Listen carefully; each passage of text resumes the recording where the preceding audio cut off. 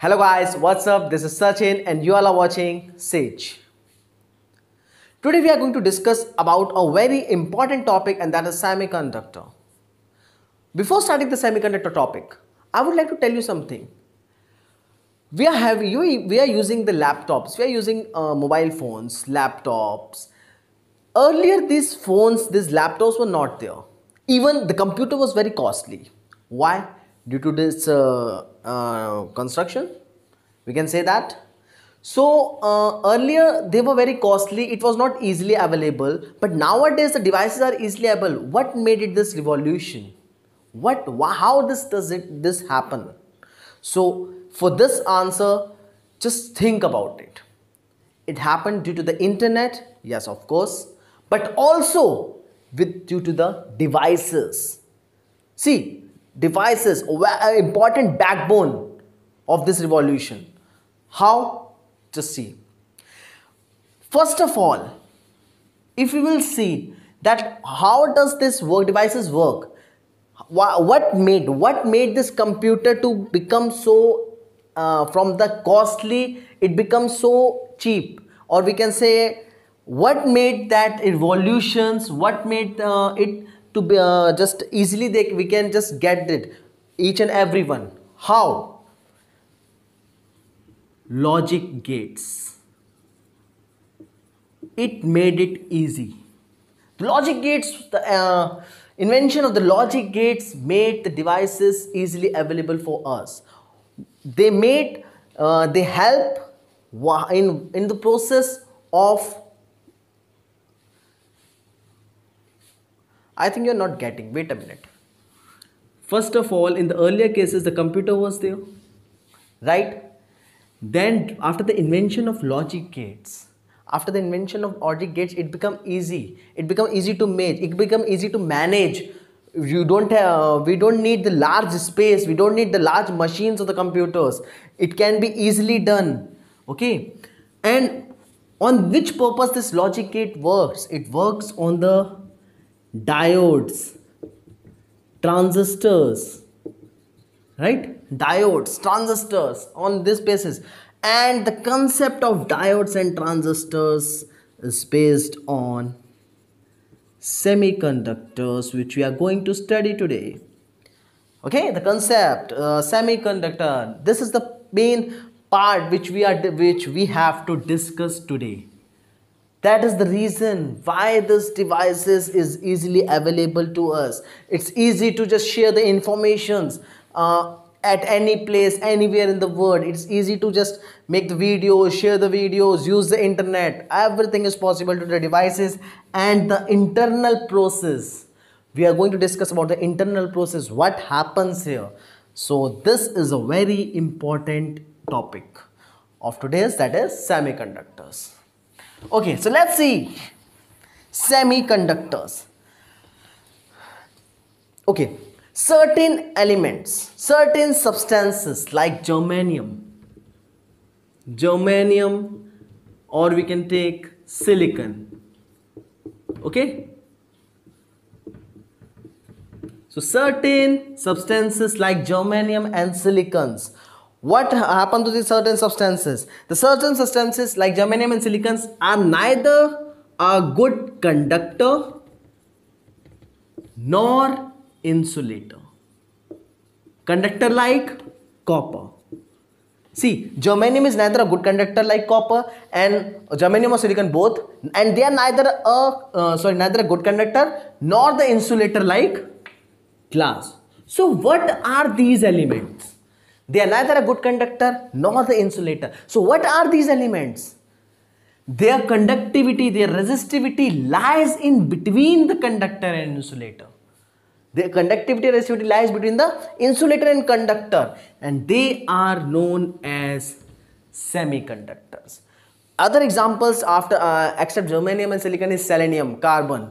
Okay, so these are the substances which are neither a good conductor nor the insulator. Their resistivity or conductivity lies between the conductor and insulator, so they are known as semiconductor. Example, you can take transistor. What is transistor? It is a device, it is a semiconductor device which is replacing all the applications today, nowadays, and it's replacing very fast, very, very fast. Nowadays, it's a transistor is a semiconductor devices, okay? It is replacing all the applications in the modern world very, very fast. Okay, now let's talk about the properties of semiconductor. We will talk about the properties of semiconductor. One property we have already discussed in the definition, right? Another property, what is the another property for semiconductors? See, semiconductors have negative temperature. Semiconductors have negative temperature coefficient of resistance. Now, what does it mean that I am saying that semiconductors have a negative temperature coefficient of resistance? Temperature coefficient of resistance. It means that if the temperature decreases, what will happen?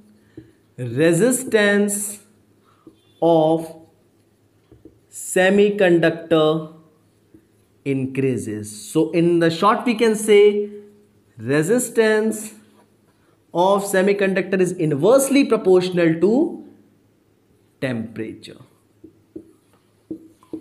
Okay, another property for semiconductor, that semiconductors have the negative temperature coefficient of resistance. In a short we can say if the temperature and resistance are inversely proportional to each other. If one decreases, another increases. If one increases, another decreases. Simple. So this was a second property. You can say this is the second property, negative coefficient. Achha, what about the third property? Third property, in this case we can say that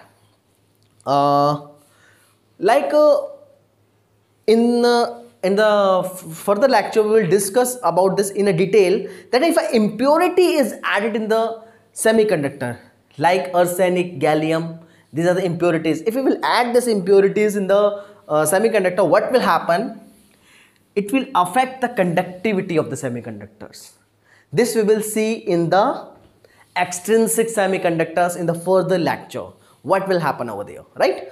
So third property, you can say if any suitable metallic element is added, okay, we can say when the suitable metallic impurity is added to the semiconductor, it affects its conductivity. I'm not saying here increases, decreases. We will talk it later in the extrinsic semiconductor, right? So this is the third property. So this was the property for the semiconductors. Now, after this, what is the commonly used semiconductors? Commonly used semiconductors. They are germanium and silicon, which we are talking from the starting onwards. Some germanium and silicons are the commonly used semiconductors. So the question should arise in your mind, why? Why the germanium and silicons are the common used semiconductors? But students, because the germanium and silicon, if you will see about the structure, so they form the covalent bond, and the energy required to break this covalent bond of the germanium and silicon is very low as compared to the other substances. So for example, germanium, the energy required to break the covalent bond of germanium is nearly about 0.7 electron volt, and for silicon it is 1.1 electron volt. Okay, so this is the commonly used germanium and silicon. That is the reason I'm telling you the reason why. Also, if we will talk about the germanium, so if we will talk about the germanium, among the other semiconductors, germanium is very model. Why germanium is very model? Because, okay, germanium is a model because if we will see about the structure, about the not only structure, its purity, or you can say it's not if not only the purity, if you will say the another properties, other properties like I will talk about the purified, crystallize. Okay, means the germanium atom or the substances there, it can be easily purified. It can be not only easily purified, it can be easily crystallized also. Okay, so atomic number of germanium is, if you talk about the atomic number of germanium is 32. So in the case of shell, if you divide it 2 comma 8 comma 18 and 8 plus 2 10 18 28, 4 left. So the outermost shell of a germanium atom consists 4 valence electron, 4 electron. So the valency of the germanium is 4. Similarly, if you will see about the silicon atom, silicon atom is also has 14. Atomic number of silicon atom is 14, right? So it can be divided as 2, 8 and 8 plus 2 10, 4. So the valency of silicon atom is also 4. So valence electron is 4. Acha, one more thing if I want to tell you about the Silicon Valley of California. How or world's largest high-tech companies are here. It is considered as a home for the world's largest technologies, hub of the technology company like Google and Apple, Intel, HP. Why? Because of this silicon, it is used as a semiconductor devices. It is a we can say the backbone, right? So this was the commonly used semiconductor, that was germanium and silicon. So let's move further in the case of semiconductor. I'm just today we are discussing only about the basic things of the semiconductor, the main junctions, diodes, different type of we can say different type of means like rectifier, amplifier and oscillator. Many more things has to come. Just we are starting from the basic so that each and everything is easily clear to you, right? Semiconductors, we have talked, yeah, one more thing I forgot to tell you about that. Germanium and silicon, they both are tetravalent element.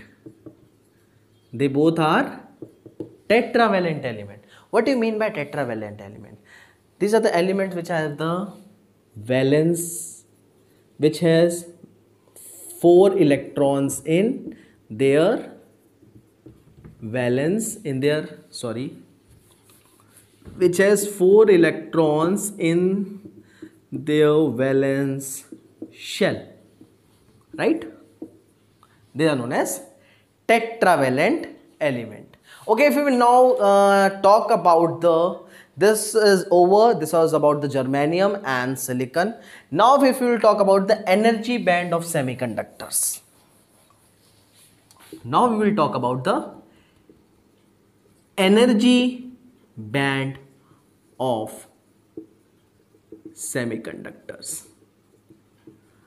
What is energy band, or what is energy level? What is valence band? What is conduction band? Some of the things we will discuss in the solid state physics, but whatever is required in this chapter we will discuss here only. Like two atom, I am taking it again, germanium and silicon, as we have done before. Here I am taking energy band on this graph. Okay, so if I will draw about germanium and silicon, then what will happen? Just see. This is the first band, second band, third band. Okay, so here we can take second, third. This is valence band. This is valence band, and another one is conduction band. Another one is conduction band. Here in the case of silicon, it is the first band, second band, this is valence band, and another one is conduction band.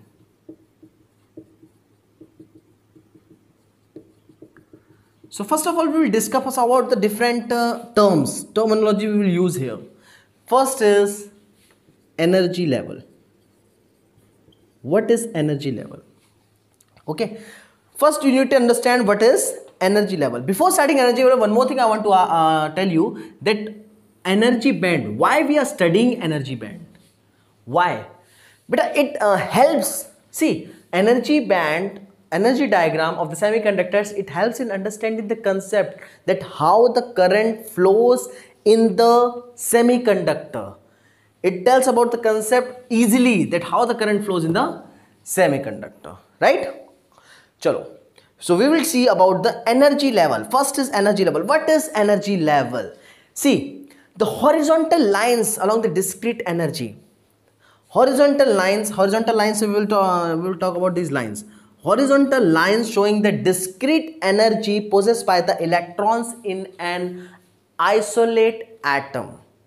I'm repeating it again, just listen clearly. The horizontal lines shows the discrete energy possessed by the electrons in an isolated atom is known as energy level. And the collection of these levels, energy level, the collection means a lot of energy levels are collected, the horizontal lines are collected, they form band.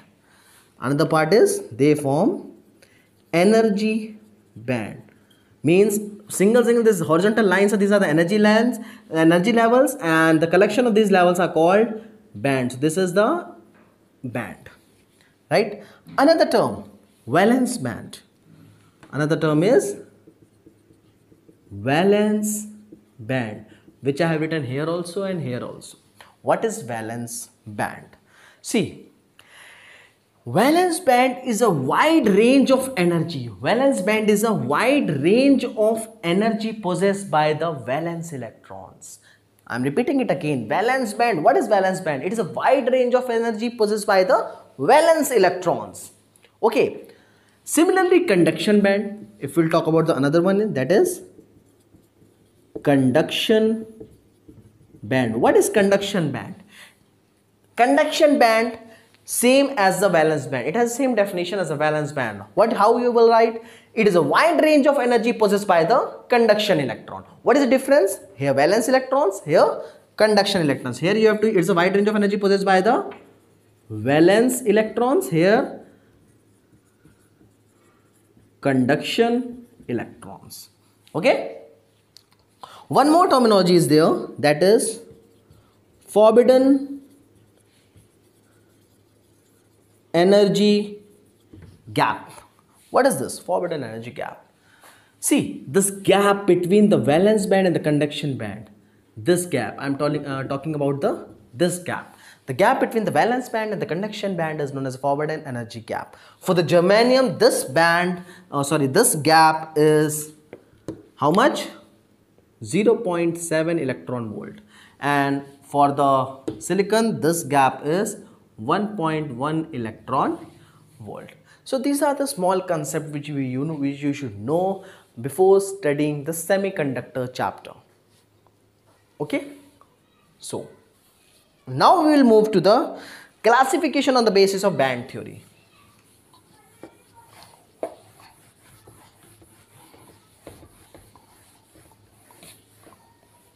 Okay, now we will move to the classification on the basis of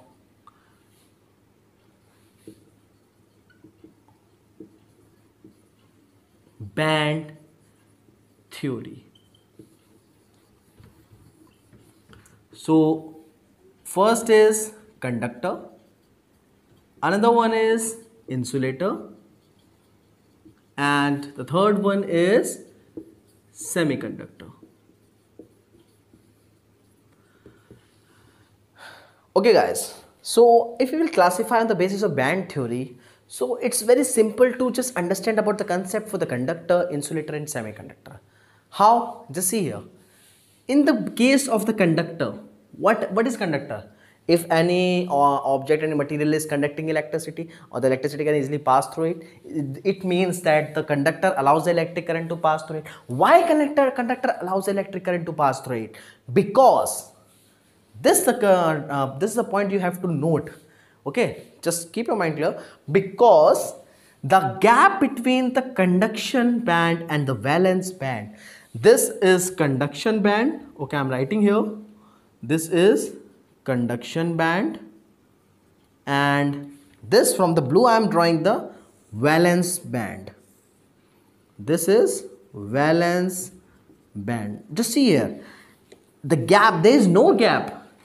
There is no gap between conduction band and valence band. In fact, they are overlapping each other. In fact, they are overlapping each other. This is overlap. They are overlapping each other, the conduction band and the valence band. So, in this case, what happens? No external energy is required. Only a small potential difference is sufficient to move the electrons from the valence band to the conduction band. There is no external energy is required. It's very easy for the electrons to move. Okay. In the second part, if we will talk about the insulator, what is insulator? Insulator does not allow the electric current to pass through it. It means, according to the band theory, if we will see, it means the energy gap between the conduction band and the valence band is very large. This is the energy gap, and this gap for the insulator is greater than 3 electron volt. So it's very large. So electrons cannot jump from here. So the insulator shows no conductivity. The insulator shows no conductivity. Okay, now we'll come to the semiconductor. This is the valence band and this is conduction band. Okay, in the case of semiconductor, now I told you from the starting in the introduction for the semiconductor is that the conductivity of semiconductor lies between conductor and insulator. It means the energy gap, if we will just see on the basis of band theory, then the energy gap between the conduction band and valence band, so this energy gap is less than 3 electron volt. This is energy gap. Okay, EG I have written here, it is energy gap. So it is less than 3 electron volt. That means a small amount of external energy is required and the electron can move from the valence band to the conduction band. So on applying the small amount of energy by heating, electron will jump and it will show conductivity on applying small amount of energy by heating. Okay, so this is the basic difference between the conductor, insulator and semiconductor on the basis of band theory. So in the next lecture we will talk about the types of semiconductor, that is the intrinsic and extrinsic type semiconductor. In the extrinsic type semiconductor we will also talk about the n-type semiconductor and p-type semiconductor and many more things have to come. Okay, so thank you, and please don't forget to like, subscribe and share, and please press the bell icon so you can get the notification of my upcoming videos. Thank you.